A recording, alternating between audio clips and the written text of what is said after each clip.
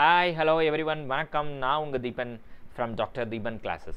இந்த வீடியோவில் நம்ம என்ன பார்க்க போகிறோம் அப்படின்னு பார்த்தீங்கன்னா எம்சிசி கவுன்சிலிங் அதனுடைய ஷெடியூலை ரிலீஸ் பண்ணிட்டாங்க. இப்போ நம்ம எம்சிசி கவுன்சிலிங் மூலமாக ஆல் இந்தியா கோட்டா சீட்ஸ்ன்னு நம்ம சொல்லுவோம் இல்லையா, 15% of the all medical government medical காலேஜஸ்னுடைய சீட்ஸ் 15% ஏஐக்யூ இந்த எம்சிசி கவுன்சிலிங் மூலமாக ஃபில் பண்ணுவாங்க. இந்த 15% ஆஃப் சீட்ஸ் ப்ளஸ் நம்ம இந்த எய்ம்ஸ் ஜிம்மர்லாம் இருந்துச்சுல அதையும் ஜாயின் பண்ண சீட்ஸ் எல்லாம் சேர்த்து some of the private colleges deemed universities அதெல்லாம் வேறு இந்த எம்சிசி கவுன்சிலிங் மூலமாக அவங்களோட சீட்ஸை வந்து ஃபில் பண்ணுறாங்க.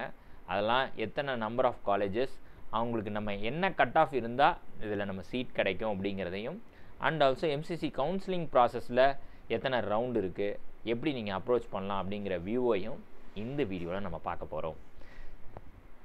இனிமேல் நம்ம சேனலை சப்ஸ்கிரைப் பண்ணாமல் பார்த்துட்டு இருந்தீங்கன்னா சப்ஸ்கிரைப் பண்ணிங்க, கூடவே இருக்கக்கூடிய பெல் பட்டனை ப்ரெஸ் பண்ணிங்க. ஒவ்வொரு private medical colleges, government medical colleges, deemed universities இன் தமிழ்நாட்டில் என்னென்ன கட் ஆஃப்க்கு சீட்ஸ் கிடைக்கும் அப்படிங்கிறத நம்ம சேனலில் அப்டேட் பண்ண போகிறோம். So be join with us. இப்போ இந்த மெடிக்கல் காலேஜஸ் எத்தனை இருக்குது சார் இந்த எம்சிசி கீழே அப்படின்னு பார்த்தீங்கன்னா 706. So 706 medical college. எத்தனை டோட்டல் சீட்ஸ் இருக்குதுன்னு பார்த்தீங்கன்னா 1,09,170 சீட்டு. ஸோ இது எந்தெந்த மாதிரி பிரிஞ்சிருக்கு அப்படின்னு பார்ப்போம். MBBS colleges as well as seats. Central யூனிவர்சிட்டின்னு சொல்லுவோம் இல்லையா, அங்கே வந்து பார்த்திங்கன்னா 7 காலேஜ் இருக்குது மெடிக்கல் காலேஜ். அதில் 1,180 சீட் இருக்குது. கவர்மெண்ட் மெடிக்கல் காலேஜஸில் 382 காலேஜஸ் இருக்குது. அதில் 55,225 சீட்டு கவர்மெண்ட்டோடது இருக்குது. அண்ட் ப்ரைவேட் மெடிக்கல் காலேஜஸை பொறுத்த வரைக்கும் 264 காலேஜஸ், அதில் 42,515 சீட்டு. அண்ட் டீம்டு யூனிவர்சிட்டியில் ஒரு 51 டீம்டு யூனிவர்சிட்டி இருக்குது. உங்களுக்கு எத்தனை சீட்ஸ் இருக்குதுன்னு பார்த்தீங்கன்னா ஒரு காலேஜுக்கு 250, 10,250 காலேஜ் சீட்ஸு. ஸோ டோட்டலாக உங்களுக்கு 1,09,000 சீட் இருக்குது. ஆனால் இதில் நமக்கு ஒரு சீட் கிடைச்சா போதும் இல்லையா? ரைட், கிடைக்குமா என்னங்கிறத பார்ப்போம். நீங்கள் உங்கள் ஸ்கோர் நேரம் எனக்கு தெரிஞ்சு உங்களுக்கு ஸ்கோர் கார்டு கொடுத்துருப்பாங்க. இந்த ஸ்கோர்ஸில் ப்ளஸ் ரேங்க்குன்னு ஒன்று இருக்கும், ஆல் இந்தியா ரேங்க் ஏஐக்யூன்னு. அந்த ஆல் இந்தியா ரேங்க்கை வச்சு தான் நமக்கு கிடைக்குமா கிடைக்காதா அப்படிங்கிறத நம்ம தெரிஞ்சுக்க போகிறோம். ஸோ அதை நீங்கள் எடுத்து வச்சிங்க. இப்போ நம்ம எம்சிசி கவுன்சிலிங் ப்ராசஸில் என்னென்ன ப்ராசஸ் இருக்குது, எப்படி நீங்கள் பண்ணலாம் அப்படிங்கிறதையும் ஒரு ஜஸ்ட் சிம்பிளாக ஓவர்வியூவாக கொடுத்துட்றேன். இப்போ நீங்கள் பார்த்தீங்கன்னா 3 ரவுண்டாக நடக்கும். ஒவ்வொரு ரவுண்ட்லேயும் உங்களை ரெஜிஸ்டர் பண்ண சொல்லுவாங்க. அப்புறம் சாய்ஸ் ஃபில்லிங்னா எந்த மெடிக்கல் காலேஜை நீங்கள் வந்து செலக்ட் பண்ணுறீங்க அப்படின்னு ஒரு 3 காலேஜை உங்களால் சூஸ் பண்ண சொல்லுவாங்க. இல்லை நிறையாவே சூஸ் பண்ணலாம், ஒவ்வொன்று ப்ரியாரிட்டி வைஸ் நம்ம சூஸ் பண்ணுவோம்.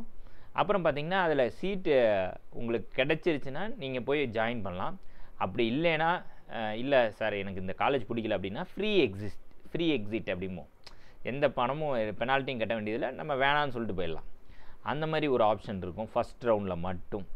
நோட் திஸ் பாயிண்ட், ஃபஸ்ட் ரவுண்டில் மட்டும். செகண்ட் ரவுண்ட்லாம் நீங்கள் ஃப்ரீ எக்ஸிட்டை யூஸ் பண்ண முடியாது. திருப்பி ரெஜிஸ்ட்ரேஷன் பண்ணணும், திருப்பி சாய்ஸ் ஃபில் பண்ணணும். ஃப்ரீ எக்ஸிட் கிடையாது. அங்கே என்னென்னா பெனால்ட்டியோட தான் நீங்கள் எக்ஸிட் ஆகணும். திருப்பி ரெஜிஸ்ட்ரேஷன் பண்ணணும். அப்போனா என்ன அர்த்தம், 5,000 10,000 கட்டி நீங்கள் கவர்மெண்ட் காலேஜஸ்க்கு நீங்கள் இது பண்ணியிருப்பீங்க. அதே ப்ரைவேட் டீம்டு யூனிவர்சிட்டியாக இருந்தால் 2,20,000 கட்டணும் அதுக்கு. ஸோ அந்த அமௌண்ட்டை வந்து கட்டிட்டு நீங்கள் வந்து அங்கே கொடுத்து 2வது ரவுண்டில் நீங்கள் போய் ஜாயின் பண்ணலைன்னா நீங்கள் வந்து அந்த இதை விட்டுற வேண்டியதான். திருப்பி ரெஜிஸ்ட்ரேஷனுக்கு ஃபீஸ் கட்டணும். ஓகேவா? பெனால்ட்டி ரவுண்ட் 2ல்.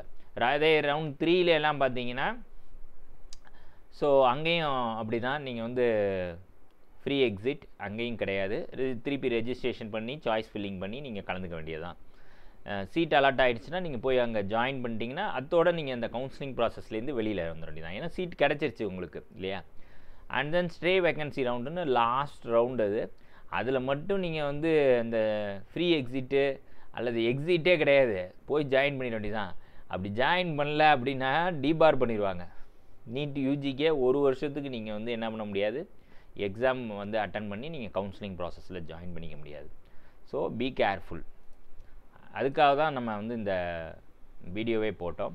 அண்ட் டீம்டு யூனிவர்சிட்டிஸை பொறுத்த வரைக்கும் எத்தனை ரேங்க் வரைக்கும் கிடச்சிருக்கு, நான் ரொம்ப கம்மியான மார்க் தான் சார் எடுத்திருக்கேன், எனக்கு இந்த டீம்டு யூனிவர்சிட்டியில் சீட் கிடைக்கும் அப்படின்னு நீங்கள் பார்த்துட்ருப்பீங்க.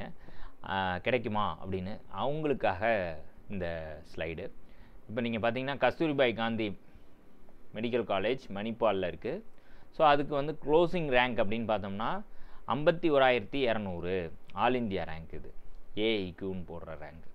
அப்புறம் Hamdard institute of medical sciences and research டெல்லியில் இருக்குது.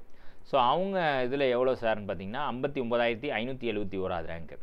சிம்பியாசிஸ் மெடிக்கல் காலேஜ் உமனுக்கானது மகாராஷ்டிராவில் இருக்குது. அங்கே பார்த்தீங்கன்னா க்ளோசிங் ரேங்க் 64,000 வந்து. ACS medical college and hospital சென்னையில் இருக்கிறது 12,10,857. அப்போ வந்து பார்த்திங்கன்னா 14 lakh ஸ்டூடெண்ட்ஸ் தான் இதே பண்ணியிருந்தாங்க, பாஸே பண்ணியிருந்தாங்க, அரவுண்டு 13 or 14. ஸோ 12 lakh வரைக்குமே ரேங்க் வரைக்குமே கிடச்சிருக்கு, சென்னையில் கிடச்சிருக்கு. And also Sri Balaji medical college இருக்கு இல்லையா சென்னை, அங்கே வந்து 12,21,000க்கும் சீட்ஸ் வந்து கிடச்சிருக்கு. அப்போ நீங்கள் வந்து இந்த நம்பர்ஸ் இருக்கு இல்லையா, பாஸ் ஆனவங்க நீட்டில் பாஸ் ஆனவங்க நம்பரில் கிட்டத்தட்ட லாஸ்ட்டு சீட்டு தான் இந்த 12 லட்சங்கிறது. 13 லட்சம் பேர் பாஸ் பண்ணியிருந்தாங்க, இப்போ 12 லட்சம் அப்படிங்கிறது ஒரு லாஸ்ட்டுக்கும் கொஞ்சம் முன்னாடி. ஸோ இங்கே என்ன வேணும்னா உங்களுக்கு மணி தான் வேணும். அண்ட் ஆல்சோ ஓரளவுக்கு மார்க்ஸ் வந்து நீங்கள் இந்த நீட்டு மினிமம் மார்க்ஸ்ன்னு சொல்கிறோம்ல 127 மார்க் இந்த இயர், போன வருஷம் 107 மார்க்கு ஓபிசி இந்த கேட்டகரிக்கு. அதே 162 அன்ரிசர்வ்டாக இருக்கும் பட்சத்தில் அந்த மினிமம் மார்க்கை நீங்கள் ஸ்கோர் பண்ணாலே ஓரளவுக்கு இந்த டீம்டு யூனிவர்சிட்டிஸில் நீங்கள் கொஞ்சம் பணத்தெல்லாம் ரெடி பண்ணி வச்சுட்டு வாங்கிக்க வேண்டியதான். அண்ட் நெக்ஸ்ட்டு யாராக இருக்குது அப்படின்னு பார்த்தீங்கன்னா, நம்ம ஆல் இந்தியா கோட்டாவில் ஜென்ரலில் தமிழ்நாட்டில் வாங்கணும் சார், ஆல் இந்தியா கோட்டாவில் வாங்கலாமா அப்படின்னா உங்களுக்கு மினிமம் மார்க்கு நம்ம லாஸ்ட்டாக கவர்மெண்ட் மெடிக்கல் காலேஜ் நாகப்பட்டினத்தில் முடிஞ்சிருக்கு.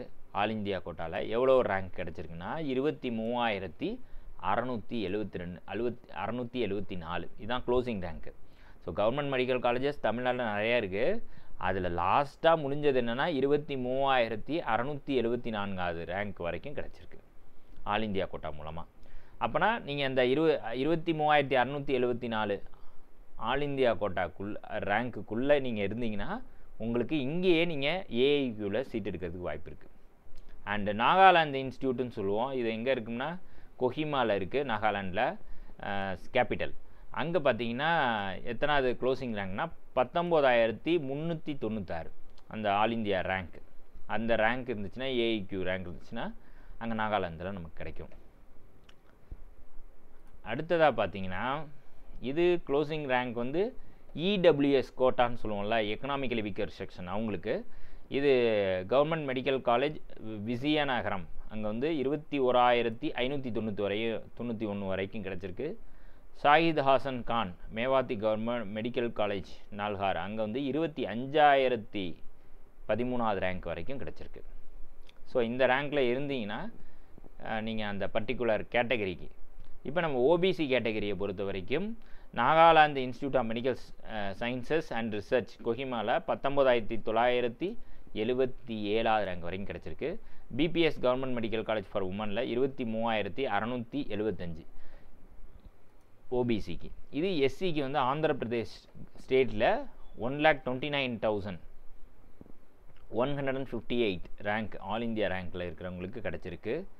அண்டு இது வந்து என்னென்னா எஸ்சி கேட்டகரிக்கு மட்டும்.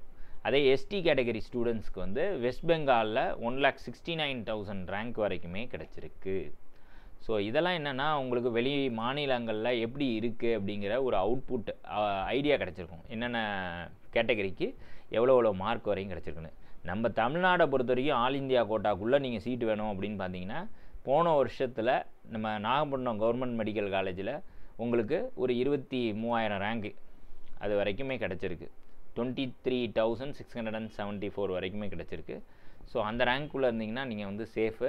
நீங்கள் வந்து ஆல் இந்தியா கவுன்சிலிங்கில் டெஃபினட்டாக ஒரு சீட்ஸை வந்து நம்மளால் பிளாக் பண்ண முடியும்.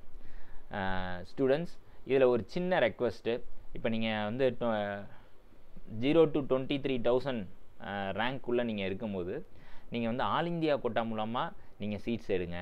எய்தர் முடிஞ்சால் உங்களுக்கு வந்து நியூ டெல்லி, எய்ம்ஸ் டெல்லி இந்த மாதிரி கிடச்சிதுன்னா டெஃபினட்டாக அதை எடுத்துருங்க.